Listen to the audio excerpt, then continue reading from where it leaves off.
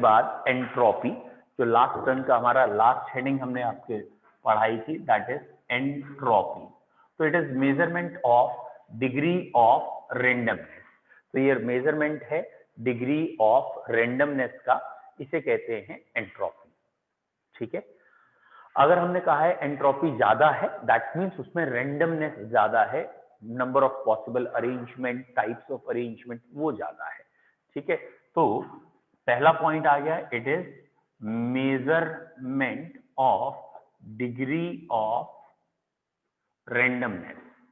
ठीक है, ये रेंडमनेस की मेजरमेंट है। सेकंड पॉइंट बच्चों, इसका सेकंड पॉइंट है कि जो एंट्रोपी चेंज है वो एक एक्सटेंसिव प्रॉपर्टी है, यानी delta S is extensive property.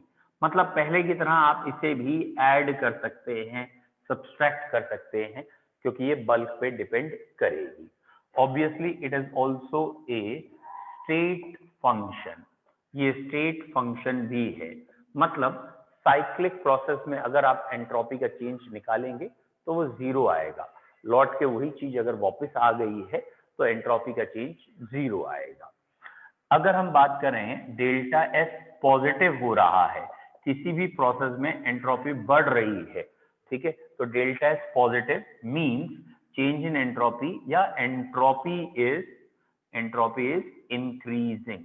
अगर डेल्टा एस पॉजिटिव होता है तो हम कहते हैं एंट्रोपी इंक्रीज कर रही है, डेल्टा एस नेगेटिव होता है तो कॉमन सेंस एंट्रोपी डिक्रीज कर रही है। ठीक है, तो वर्ड क्या है, कॉमन सेंस लगा के देखिए बेटा। डेल्टा एस होता है final minus initial, final minus initial का आंसर प्लस में आ रहा है, दैट मीन्स फाइनल वैल्यू ज्यादा है, बाद की वैल्यू ज्यादा है, तो एंट्रोपी बढ़ रही है, तभी तो बाद की वैल्यू ज्यादा है और इनिशियल वैल्यू कम थी। ठीक है, नेक्स्ट पॉइंट बेटा, अब एग्जाम्पल कह लीजिए, या पहला एक इंपॉर्टेंट पॉइंट इसका है, दैट इज मैथमेटिकली एंट्रोपी को हम कैसे देखते हैं। तो mathematically change in entropy is equal to Q reversible upon temperature in Kelvin. किस टेम्परेचर पे कर रहे हैं उसका ये रेशियो है। मतलब अगर कोई आपको सब्सटेंस दिया गया, सपोज बर्फ दी गई और आपको एक टेम्परेचर दे दिया गया है, ठीक है, दैट इज 273 केल्विन या 0 डिग्री सेंटीग्रेड। तो 273 केल्विन में वो जो बर्फ वाटर में बन रही है, तो आप निकाल सकते हैं एंट्रोपी कितनी चेंज हो रही है। कैसे निकालेंगे चेंज इन एंट्रोपी, 273 केल्विन रहने दीजिए टेम्परेचर, और जो आप एनर्जी दे रहे हैं, जितनी भी एनर्जी दी उस बर्फ को पानी में बनाने के लिए, इन दोनों का जो रेशियो आएगा, this ratio is termed as change in entropy. तो यहाँ रिवर्सिबल वर्ड का मतलब है कि दोनों फेजेस को एग्जिस्ट करनी चाहिए, सॉलिड लिक्विड और व्हाटएवर। तो ये ध्यान रखिएगा, change in entropy is Q reversible upon temperature. और बेटा पूरी केमिस्ट्री में टेम्परेचर केल्विन में है, तो कहने की जरूरत नहीं है कि जीरो मत रख देना, तो टेम्परेचर केल्विन में रखेंगे तो चेंज इन एंट्रोपी आएगा। ठीक है, ये चेंज इन एंट्रोपी है, एंट्रोपी की एग्जैक्ट वैल्यू नहीं है। कोई डाउट है यहाँ तक आ रहे हैं? अगला पॉइंट बेटा, एंट्रोपी में अगला पॉइंट क्या है कि अगर सॉलिड लिक्विड गैस की बात करें तो किसकी एंट्रोपी ज्यादा है, किसकी कम है। ठीक है, तो बेटा सॉलिड की एंट्रोपी कम, लिक्विड की एंट्रोपी उससे ज्यादा, और गैस की एंट्रोपी उससे भी ज्यादा। तो ये चेंज इन एंट्रोपी आ रही है, सॉलिड से ज्यादा लिक्विड, लिक्विड से ज्यादा गैस। ठीक है बेटा, कोई बच्चे ने कुछ पूछा था शायद, ओके आंसर दिया होगा आप लोगों ने। तो सॉलिड लिक्विड गैस में एंट्रोपी का चेंज का ऑर्डर आएगा, सॉलिड कम, लिक्विड ज्यादा, गैस और ज्यादा। बच्चों एक एग्जांपल ये स्पेशली याद रखना है, इसलिए मैं दोबारा लिख रहा हूं। एक है रॉ एग और एक है बॉइल्ड एग। ठीक है, तो आपको ये उस दिन बता दिया है, तो आपको याद भी है, ये एक प्रोसेस है रॉ एग और बॉइल्ड एग। सॉरी, ये इरिवर्सिबल है, और यहां याद रखना है डेल्टा एस पॉजिटिव है, एंट्रोपी बढ़ रही है। Okay, intermixing of gases, intermixing of gases, obviously entropy बढ़ेगी। ठीक है, जब भी हम गैसेस को मिक्स कर रहे हैं और दो गैसेस के बीच में नंबर ऑफ अरेंजमेंट्स बढ़ते जाते हैं, तो ऑब्वियसली चीजें डिसऑर्डर हो जाती है, एंट्रोपी बढ़ती है। लेकिन बेटा मिक्सिंग वर्ड अलग है, कंपाउंड फॉर्मेशन अलग है।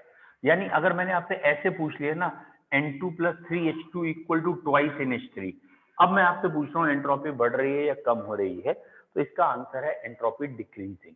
यहाँ डेल्टा एस नेगेटिव है और नेगेटिव का मतलब होता है एंट्रोपी डिक्रीज हो रही है। क्यों हो रही है डिक्रीज? बेटा शुरू में 1 मोल इसका, 3 मोल इसके, टोटल मोल्स 4 है और 4 है और बाद में ये टोटल मोल सिर्फ 2 है। तो मोल्स अगर कम हो रहे हैं, और बेटा फिजिकल स्टेट सबसे प्राइम इंपॉर्टेंस की होती है, लेकिन फिजिकल स्टेट में तीनों गैसेस, तीनों के तीनों ही गैसेस हैं, तो मोल्स कम हो रहे हैं तो एंट्रोपी कम होगी। तो जब भी मोल्स कम होंगे तो ध्यान रखिएगा एंट्रोपी कम है बच्चों। लेकिन ये क्वेश्चन है, जैसे ये रहा H2 + Cl2 equal to twice HCl, suppose ये भी तीनों मैंने गैसेस ले ली हैं, तो बताइए यहाँ एंट्रोपी बढ़ रही है कम हो रही है? वही रहेगी। तो अगर कोई बच्चा मोल्स देखेगा तो मोल्स तो सेम है, H2 का 1 मोल, Cl2 का 1 मोल और HCl के 2 मोल, मतलब एडिशन शुरू में भी 2 है बाद में भी 2 है। लेकिन ऐसे केस में भी आप कहोगे एंट्रोपी इज डिक्रीजिंग। क्यों? क्योंकि ये ना शुरू में H2 और Cl2 अलग अलग स्पीशीज हैं, अलग अलग चीजें हैं, और बाद में जो HCl बन गया वो एक ही जैसा है। HCl कोई दो अलग टाइप का तो है नहीं।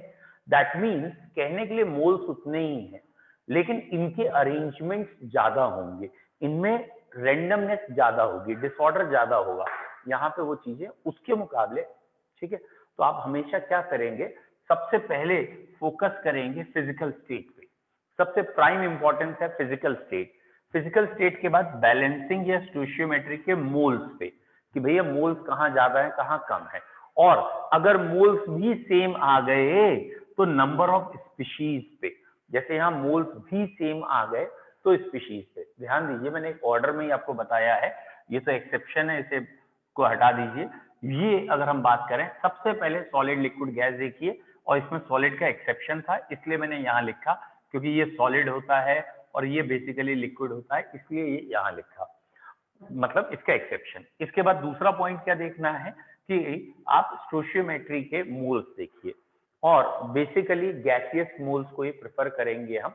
और उसके बाद अगर मोल्स भी सेम हो तो बच्चों जरा ध्यान रखना, आप H2 + Cl2 equal to twice HCl जैसे इक्वेशन में नंबर ऑफ स्पीशीज देखेंगे, लेकिन नंबर ऑफ स्पीशीज तभी देखिएगा जब पहले दो पॉइंट से आंसर नहीं हो रहा है। मतलब जैसे ये क्वेश्चन है जो बच्चों का अधिकतर गलत हो सकता है। बेटा व्हाट्स द क्वेश्चन? ये है C + O2 is equal to CO2। यहाँ C ऑब्वियसली मैंने ग्रेफाइट के लिए G लिखा है, ये ग्रेफाइट का G है ना कि गैस का। ये ग्रेफाइट है, ऑक्सीजन गैस है और CO2 गैस है। अब मैं इस प्रोसेस में पूछूं आपसे, एंट्रोपी बढ़ रही है या कम हो रही है? ठीक है, यहाँ एंट्रोपी विल इंक्रीज और डिक्रीज। तो कई बच्चों को ऐसा लगता है इन जनरल एंट्रोपी कम हो रही है। वो क्यों? वो कहते हैं शुरू में दो चीजें रिएक्ट कर रही हैं, मोल्स ज्यादा। नहीं नहीं नहीं, शुरू में ये चीज जो है बेटा ये सॉलिड थी। ओके, ये सॉलिड थी और सॉलिड बाद में गैस में चले गए, और अगर कभी भी सॉलिड गैस में चला गया तो बेटा एंट्रोपी बढ़ गई। तो आप यहाँ ये नहीं कहेंगे कि ये भी 1 मोल गैस था, ये भी 1 मोल गैस था, बट शुरू में ये एकदम स्टेबलाइज पार्टिकल था और बाद में ये एकदम रैंडम हो गया है। और इसलिए यहाँ पे ऐसे क्वेश्चंस में जब भी आपको कंबशन दिखे, ये बेसिकली एक कंबशन है, तो कंबशन में इनिशियल एंट्रोपी के मुकाबले फाइनली पार्टिकल्स का जो डिसऑर्डर है वो बढ़ गया है, इसलिए एंट्रोपी इज इंक्रीजिंग। तो हमेशा आप पहले फिजिकल स्टेट पर गौर किया करिए, बाद में बैलेंसिंग नंबर ऑफ मोल्स, उन्हें बाद में। अब पूछो entropy change. Entropy change zero का मतलब वही चीज वैसे की वैसे हो। एंट्रोपी मैंने अभी आपको बताया तो था, it is a state function, और अगर स्टेट फंक्शन है तो लौट के वहीं पे वही स्टेट अगर आ गई, साइक्लिक प्रोसेस, तो लौट के वही प्रोसेस वही चीज आ गई, तो बेटा आप कह सकते हो change in entropy zero. Cyclic process, cyclic process का मतलब क्या है? ये 1 से 2, 2 से 3, कोई स्टेट चेंज होते हुए वापस इसी स्टेट पे आ गया है। ठीक है, कोई एक्सपेरिमेंट किया, वो अपनी स्टेट पे लौट के आ गया, तो आप कहेंगे change in entropy is zero. बोलो क्लियर है? अब बात करते हैं एंट्रोपी जो हमने पढ़ी उसका रीजन क्या है, हम क्यों पढ़ रहे थे एंट्रोपी। तो एंट्रोपी के लिए उन्होंने एक लॉ बनाया है which is second law of thermodynamics.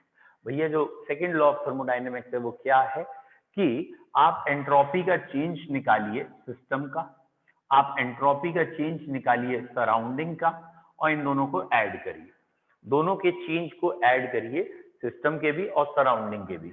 और अगर ये मोर देन 0 आए, यानी ये वाली क्वांटिटी पॉजिटिव में आ रही है, सिस्टम का चेंज और सराउंडिंग का चेंज पॉजिटिव में आ रहा है, then it is condition for spontaneous reaction. तो ऐसी कंडीशन पे हमने रिएक्शन को क्या मानना है, स्पॉन्टेनियस, यानी ये काम अपने आप होगा।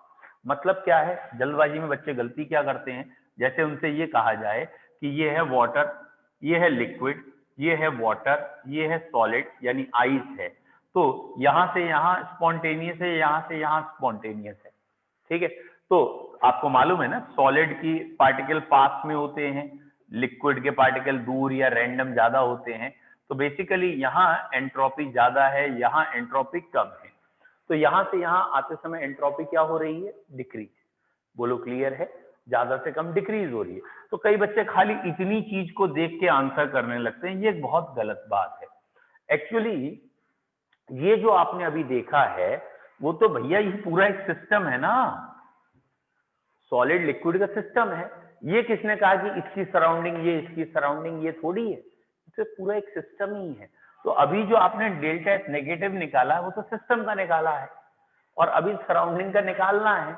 और जब आप सराउंडिंग का निकालेंगे वो ऑब्वियसली किस फॉर्मूले से निकालेंगे, डेल्टा क्यू या क्यू अपॉन टी। भाई फॉर्मूला तो यही है ना हमारे पास, क्यू अपॉन टी। तो उस फॉर्मूले को रख के यहां से ये निकालेंगे, तब पता चलेगा कि इसका एंट्रोपी चेंज कितना आया है। Is it clear? तो अगर ये माइनस में आया है तो ये प्लस में आएगा, और अगर ये वाली प्लस वाली वैल्यू इससे ज्यादा हुई तो ओवरऑल आंसर प्लस। समझ में आ रहा है क्या कह रहा हूं, कि ये वाली वैल्यू -5 है, ये -10 है, या इससे कोई भी ज्यादा वैल्यू है तो आंसर प्लस में आ गया, तो स्पॉन्टेनियस। तो बेटा स्पॉन्टेनिटी देखने के लिए या रिएक्शन का डायरेक्शन देखने के लिए सेकेंड लॉ ऑफ थर्मोडायनेमिक्स बनाया गया, और सेकेंड लॉ ऑफ थर्मोडायनेमिक्स में ये कहा गया है change in entropy of system and change in entropy of surrounding, दोनों को देखिए, और दोनों को देखने के बाद, दोनों को ऐड करने के बाद अगर आंसर प्लस में आएगा तो रिएक्शन स्पॉन्टेनियस है, अगर 0 आएगा तो इक्विलिब्रियम है, और पॉजिटिव आएगा तो नॉन स्पॉन्टेनियस है। क्लियर है? और अगर बाई चांस किसी ने कह दिया हमारे पास आइसोलेटेड सिस्टम है, तो बेटा आपका आंसर सही है। क्यों? क्योंकि अगर आइसोलेटेड सिस्टम है तो सराउंडिंग नहीं होती। What is isolated system? वो सिस्टम जिसमें सराउंडिंग से कोई हीट एक्सचेंज होना ही नहीं है, मतलब सराउंडिंग है ही नहीं, तो सराउंडिंग से ना हीट एक्सचेंज होना है ना ही मैटर, तो उस केस में सराउंडिंग 0 हो गई। तो अगर आइसोलेटेड सिस्टम है तो खाली डेल्टा एच सिस्टम देखिए, मोर देन 0 आ गया तो स्पॉन्टेनियस हो गया, लेस देन 0 आ गया तो नॉन स्पॉन्टेनियस हो गया, और इक्वल टू 0 आ गया तो इक्विलिब्रियम हो गया। ये 3 वर्ड मिटा दें बेटा, ये आपने लिख लिए एंट्रोपी।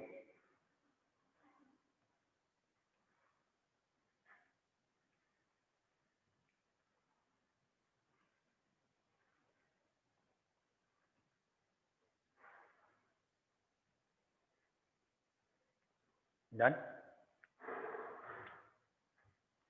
अब ऑब्वियसली यहाँ पे सराउंडिंग का एक पंगा आ रहा है, और साइंस ने और थोड़ी तरक्की की, एक और हेडिंग बनाई जिसमें सराउंडिंग को देखना ही ना पड़े, सब कुछ सिस्टम से ही हो जाए।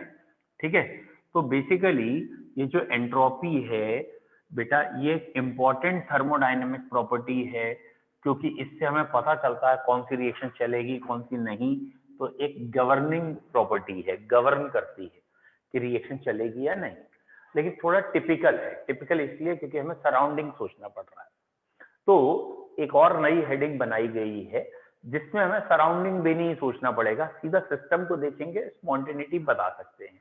तो दूसरी हेडिंग जो इसके बाद बनी है वो भी बेटा गवर्निंग है, और इससे इजी है, दैट इज गिब्स एनर्जी। ठीक है, आजकल इसे गिब्स एनर्जी ही सिंपली कह देते हैं, जबकि कई जगह इसका नाम लिखा है गिब्स हेल्मोंट फ्री एनर्जी, या और भी कोई नाम लिखा होगा। तो फ्री एनर्जी इसे कहा जाता है या एनर्जी कहते हैं। तो what is Gibbs free energy? क्या है गिब्स फ्री एनर्जी? बच्चों कोई भी अगर सिस्टम है और उस सिस्टम में जो भी नेट हीट कंटेंट है, मतलब नेट हीट कंटेंट का मतलब क्या होता है? Total heat content. इसका मतलब क्या है बेटा? इसको इन्होंने कहा, एक तो हीट कंटेंट आपने पढ़ा है एंथैल्पी के नाम से, जिसमें Q और W होता है, एक तो ये होता है, और उन्होंने कहा सिस्टम के अंदर एंट्रोपी का भी कोई रोल है, एंट्रोपी भी तो है। तो उन्होंने कहा कि इन दोनों का जो डिफरेंस है, किसका? एंथैल्पी का और एंट्रोपी मल्टीप्लाइड बाय टेम्परेचर, ये वाला जो डिफरेंस है, तो यही क्या कहलाएगा? गिब्स। बोलो क्लियर है? एक बार चेक करें, हमें यहां इसको अगर डिफरेंशिएट करें या चेंज करके लिखें तो ये आएगा, एक बारी टी डेल्टा एस और एक बारी ये, ठीक है। तो एक बार delta T S constant temperature पे देखेंगे तो ये वाला जो वर्ड डेल्टा जी आएगा, इसका नाम रखा गया है Gibbs free energy. Basically Gibbs free energy is the net amount of available energy which can be converted into useful work. Gibbs free energy क्या है? It is the net available energy which can be converted into useful work. Gibbs free energy is the net available energy which can be converted into useful work. जो भी work में हम change कर सकते हैं, that energy is known as Gibbs free energy. ठीक है, अगला पॉइंट लिखिए, ये किस किस चीज से डिपेंडेंट है, रिलेटेड है, फंक्शन है? तो it is dependent on enthalpy and entropy. तो गिब्स फ्री एनर्जी में उन्होंने दोनों चीजें ले रखी हैं, एक एंथैल्पी भी और दूसरा एंट्रोपी भी, एंथैल्पी एंड एंट्रोपी। ठीक है, एंट्रोपी किसी गिवन टेम्परेचर की।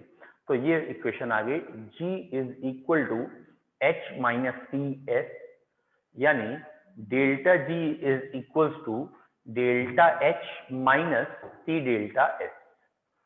G is equal to H minus T S, तो delta G is equal to delta H minus T delta S।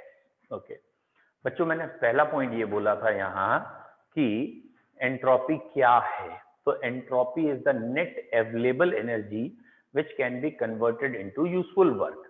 इसको शॉर्ट में मैंने ये लिखा है कि ये है, ठीक है। मैं फिर से सही कर दूं, थोड़ा गलत बोल गया, एंट्रोपी नहीं, गिब्स फ्री एनर्जी क्या है? तो Gibbs free energy is the, या change in Gibbs free energy is the net available energy which can be converted into useful work. ये हमने पहला पॉइंट बोला था। तो delta G is equal to minus W. फिर हमने कहा इट इज डिपेंडेंट ऑन और it is a function of enthalpy and entropy. ये किस किस का फंक्शन है? एंथैल्पी और एंट्रोपी का फंक्शन है। और जब हम इसको लिखेंगे चेंज की भाषा में, तो delta G equal to delta H minus T delta S आएगा। बोलो यहां तक क्लियर है? Any doubt in this? ठीक, अब यहां से केमिस्ट्री में जो है वो ये कि 4 तरह के प्रोसेस हैं, कौन सा स्पॉन्टेनियस है, नहीं है। बच्चों ये एक बार वर्ड समझ लीजिए, ये डेल्टा एस क्या है? What is this delta S? ये चेंज इन एंट्रोपी किसकी? सिस्टम की, सराउंडिंग की? खाली सिस्टम की। हमने ये रूल बनाया ही इसलिए कि सराउंडिंग देखना ही ना पड़े, तो इसलिए ये क्या है? It is change in entropy of system. तो ध्यान रखिएगा, इस फॉर्मूले में सराउंडिंग को हटाया इसलिए गया है खाली सिस्टम से काम चल जाए। ठीक है, अब बच्चों इसको मैं एक बारी पहले इक्वेट करके दिखा रहा हूं, या यहां पे इन्होंने ये कहा है कि डेल्टा जी अगर नेगेटिव होगा तो रिएक्शन स्पॉन्टेनियस होगी। ध्यान देना, डेल्टा जी नेगेटिव, जबकि चेंज इन एंट्रोपी वाले में हमने क्या कहा था? पॉजिटिव। उल्टे वर्ड्स हैं। तो डेल्टा जी नेगेटिव होगा तो स्पॉन्टेनियस, जीरो है तो इक्विलिब्रियम, और डेल्टा जी पॉजिटिव है तो नॉन स्पॉन्टेनियस।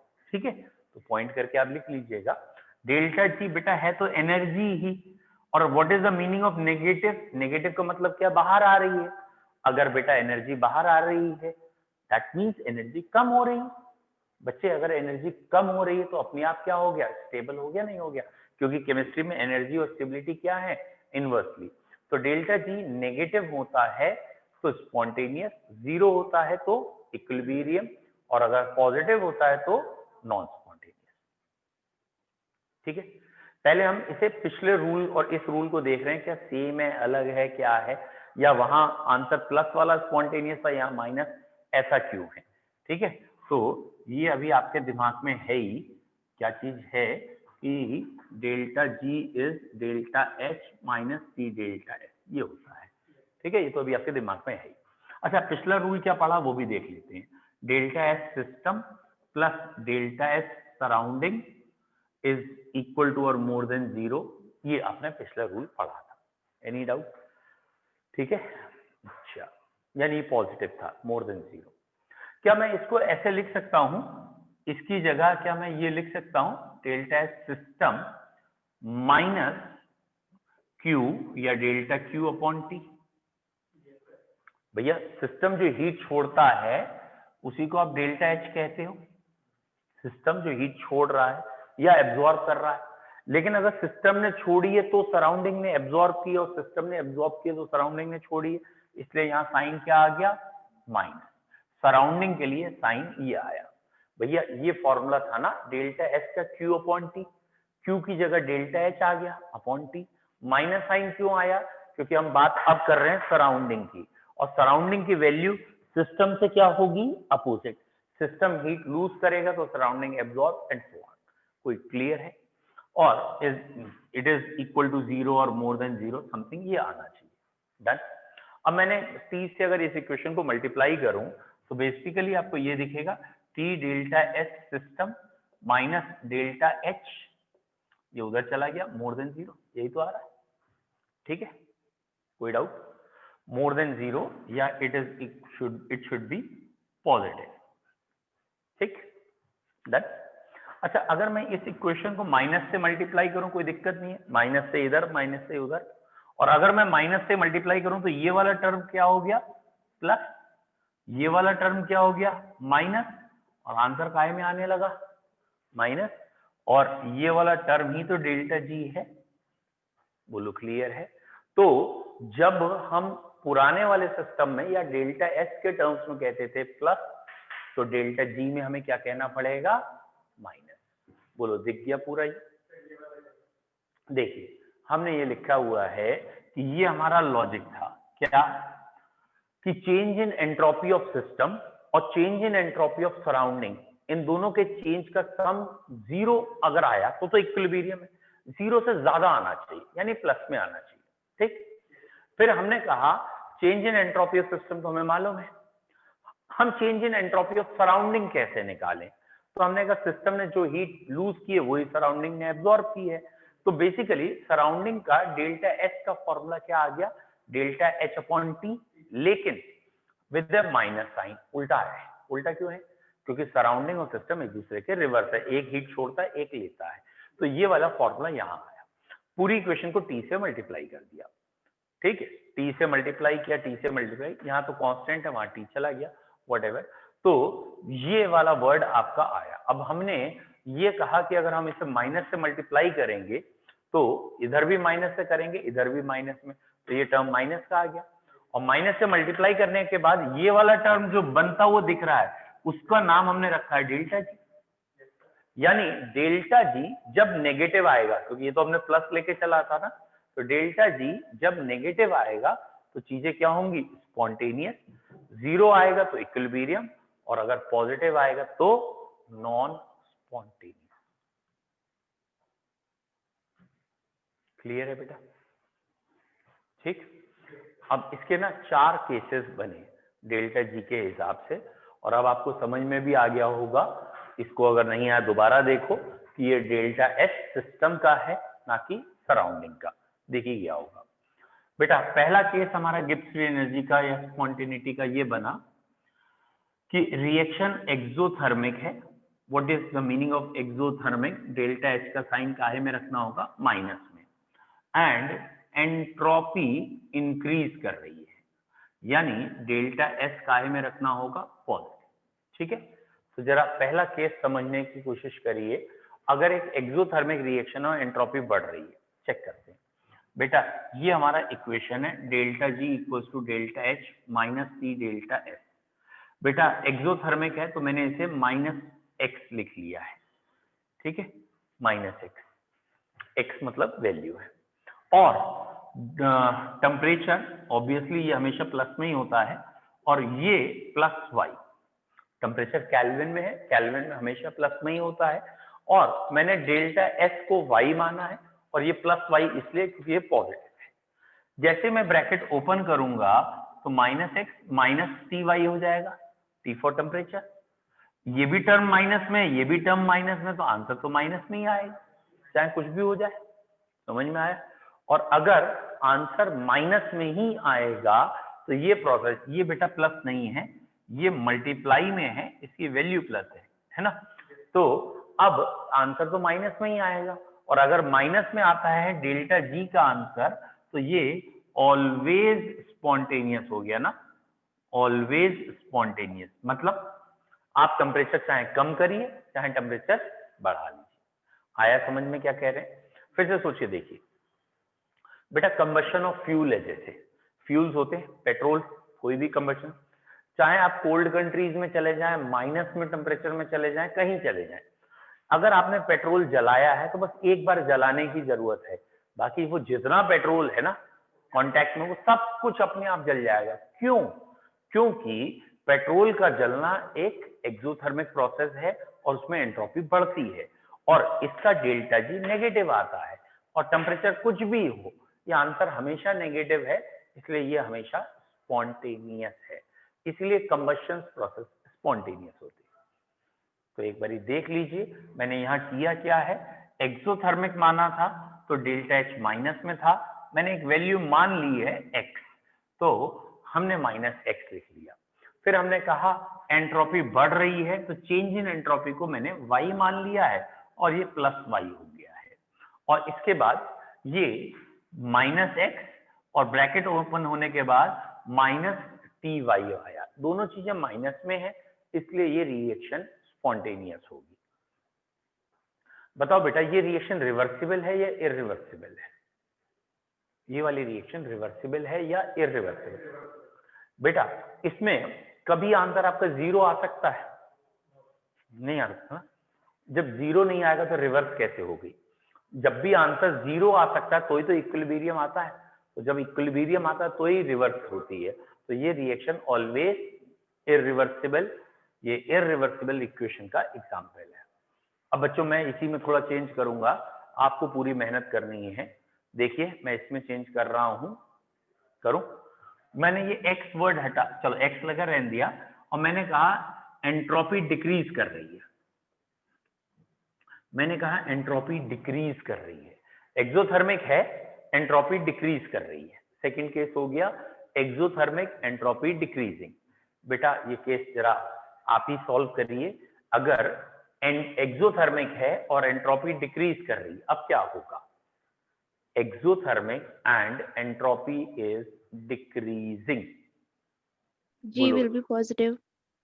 देखते हैं बेटा। देखिए बेटा, ये एक्सोथर्मिक है और एंट्रोपी डिक्रीज कर रही है, तो ये माइनस में हुआ, तो ब्रैकेट जब हम ओपन करेंगे ये वाला तो ये प्लस में होगा।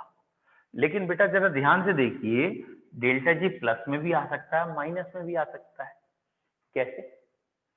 अगर अगर हमारे हाथ में सिर्फ टी फॉर टेम्परेचर है, अगर हम टेम्परेचर बढ़ा दें, बहुत बढ़ा दें, तो ये वाला टर्म बढ़ता जाएगा, ये वाला उस पर डोमिनेट कर देगा, और डोमिनेट कर देगा तो आंसर प्लस में आएगा। प्लस में आ गया तो नॉन स्पॉन्टेनियस। और अगर हम टेम्परेचर कम कर दें तो ये वाला टर्म कम हो गया, ये टर्म डोमिनेट कर गया, अब माइनस में आ गया तो स्पॉन्टेनियस। तो ये रिएक्शन तो बाई डायरेक्शनल हो गई, यानी डेल्टा जी माइनस में भी आ सकता है और प्लस में भी और जीरो भी। और डेल्टा जी माइनस में कब आएगा? At low temperature.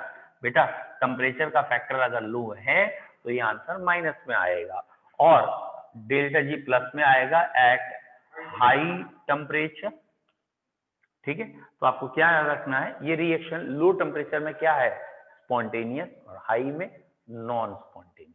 और बीच में कोई एक ऐसा टेम्परेचर भी आएगा जब ये दोनों बराबर होकर आंसर 0 आ जाएगा, तो रिएक्शन इक्विलिब्रियम में होगी। क्लियर है बेटा? जरा इसका एग्जाम्पल सोच के देखिए, क्या आपको इसका एग्जाम्पल लग रहा है फ्रीजिंग या फॉर्मेशन ऑफ आइस, पानी से बर्फ बनना? सोचो, पानी से जब बर्फ बनता है तो एंट्रोपी तो कम होती है, क्योंकि लिक्विड से सॉलिड आया, एंट्रोपी कम हो गई। और पानी से जब बर्फ बनती है तो हीट निकलती है। उल्टा सोच के देखो, बर्फ को पिघलाने के लिए हीट देनी पड़ती है, तो बर्फ को जमाने के लिए उसकी हीट निकालनी पड़ती है। तो फ्रीजिंग का एग्जाम्पल हो गया, ये वाला एग्जाम्पल किसका है, फ्रीजिंग।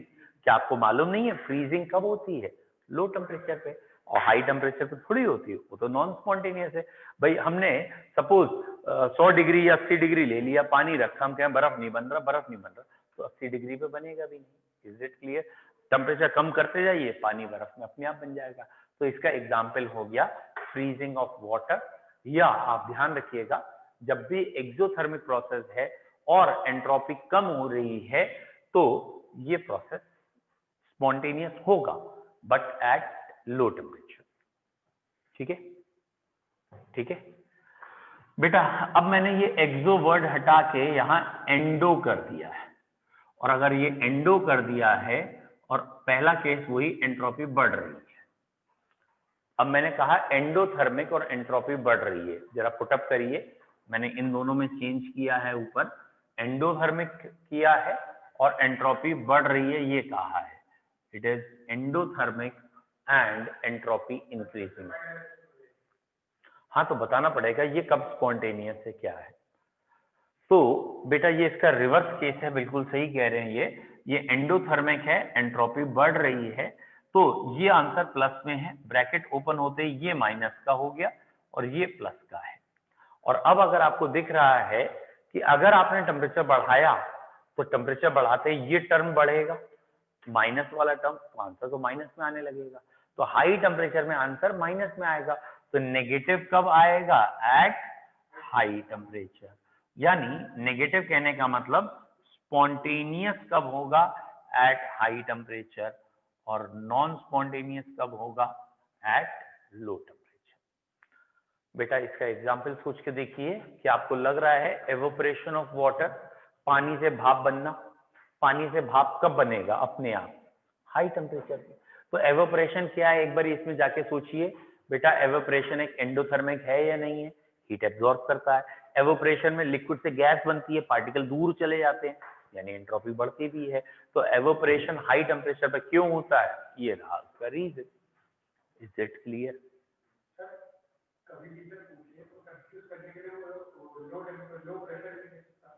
प्रेशर का इससे कोई लेना देना नहीं है एक्चुअली, यहाँ पे प्रेशर का इससे कोई मतलब नहीं है। बॉइलिंग पॉइंट, मेल्टिंग पॉइंट की बात हो रही है, तो इसलिए आपको कहना है नो रूल ऑफ प्रेशर। ठीक है, मिटाऊं? ओहो, एक केस और रह गया बेटा। अगर बेटा एक्सोथर्मिक है और एंट्रोपी डिक्रीज कर रही है, अगर एक्सोथर्मिक है और एंट्रोपी इज डिक्रीजिंग, ठीक है, तो अगर एंट्रोपी डिक्रीज कर रही है तो ये माइनस वाई ही हो जाएगा, और ब्रैकेट ओपन करने के बाद ये प्लस हो गया। और इस केस में बेटा आपका आंसर हमेशा आएगा प्लस में। जब दोनों ही चीजें प्लस में हैं तो डेल्टा जी प्लस में आएगा, और अगर डेल्टा जी प्लस में आ रहा है तो always always non spontaneous, always non spontaneous. तो अगर कोई सोच के देखो, जैसे कोई भी रिएक्शन आपको ऐसी याद आ जाए, सपोज आपके पास 2000 का नोट था, उसकी गड्डी थी, आपने रखी और आग लगा दी, ठीक है, अब राख है, उस राख से नोट बनाना है, बन जाएगा। तो ये प्रोसेस इरिवर्सिबल है, क्यों, जरा सोच के देखो। ठीक है, या और कोई ऐसा एग्जाम्पल सोचिए, जैसे आपने पेट्रोल जला दिया, पेट्रोल जलाया तो क्या मिला आपको, CO2 वाटर।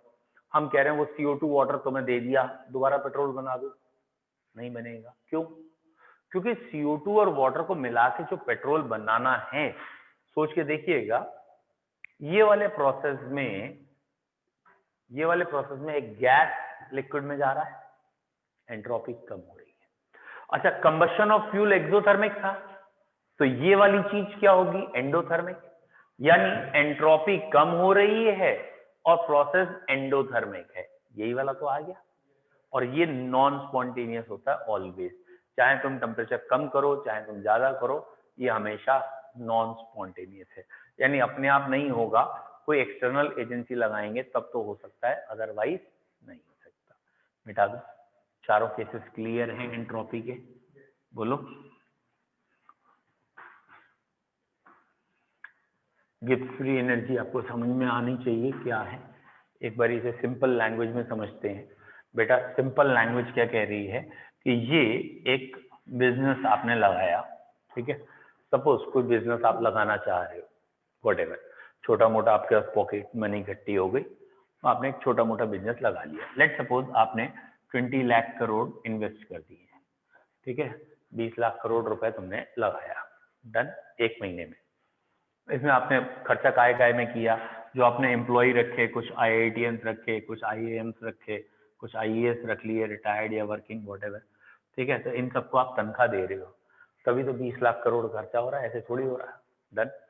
एक महीने बाद आपने देखा इतना आपने खर्चा इनके ऊपर कर दिया, इस बिजनेस में इतना इन्वेस्ट किया, एक महीने बाद आपने आउटपुट देखा कितना आया।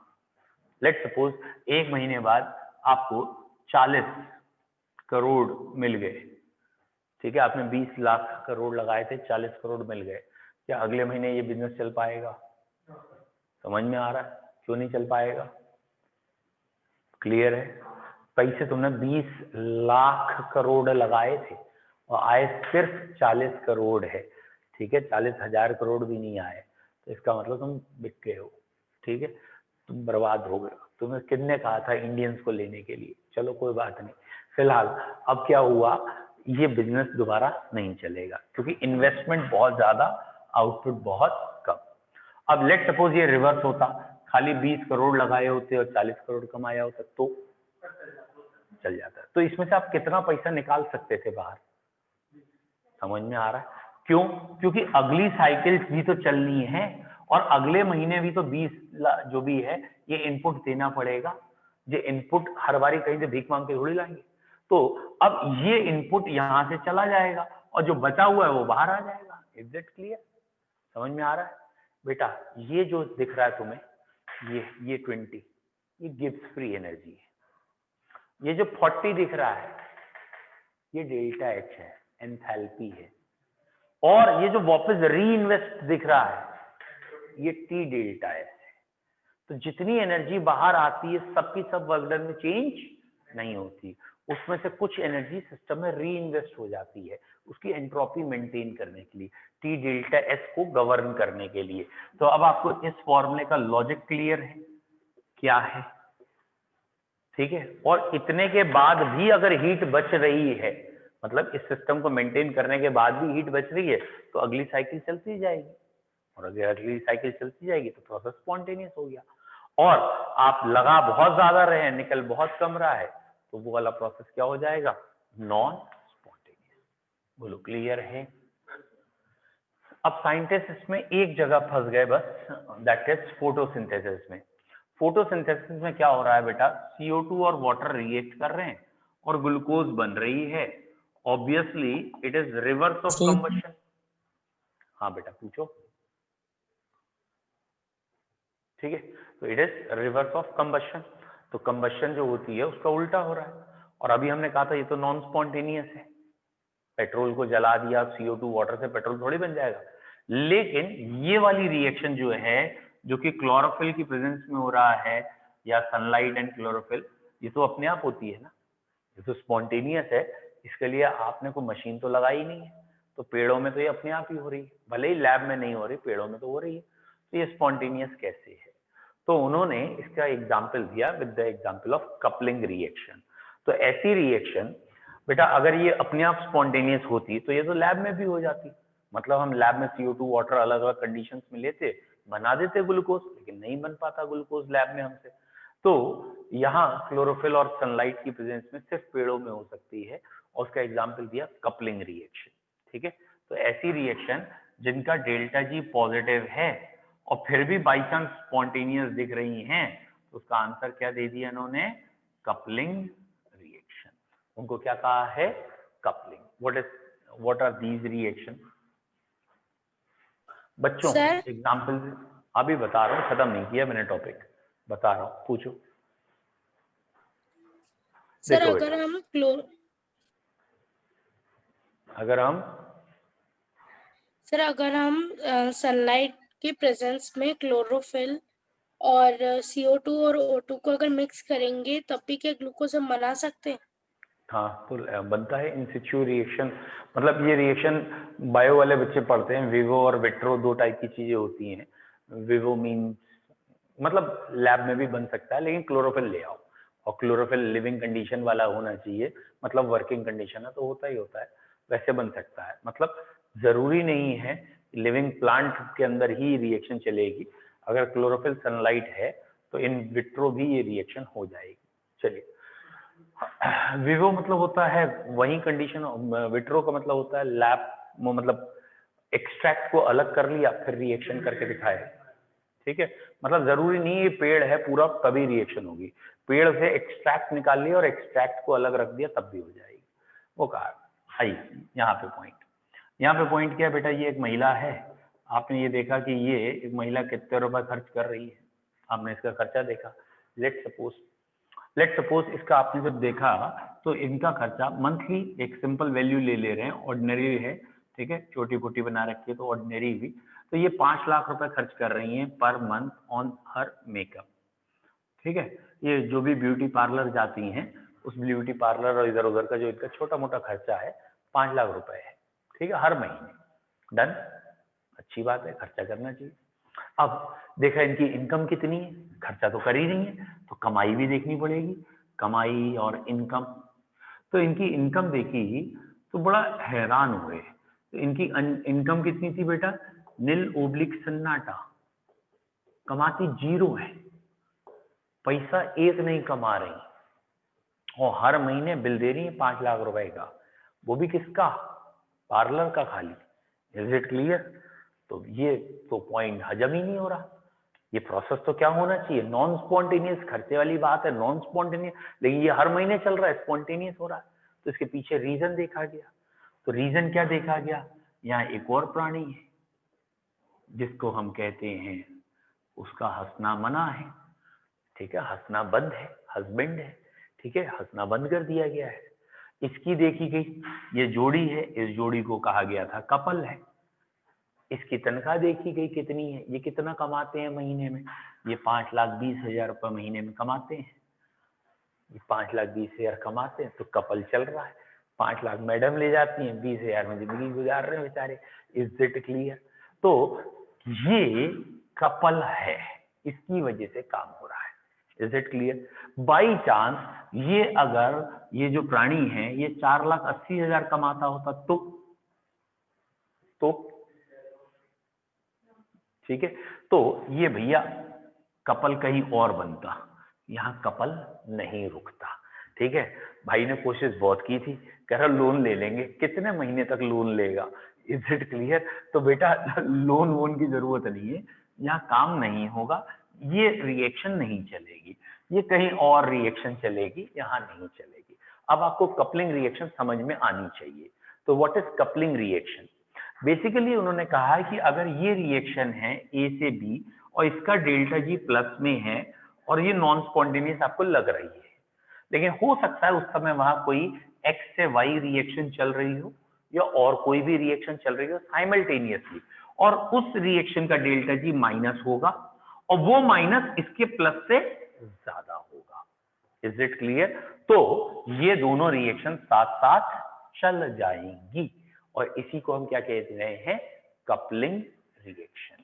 समझ में आ गया ना व्हाट आर कपलिंग रिएक्शन? बोलो क्लियर है? कोई डाउट?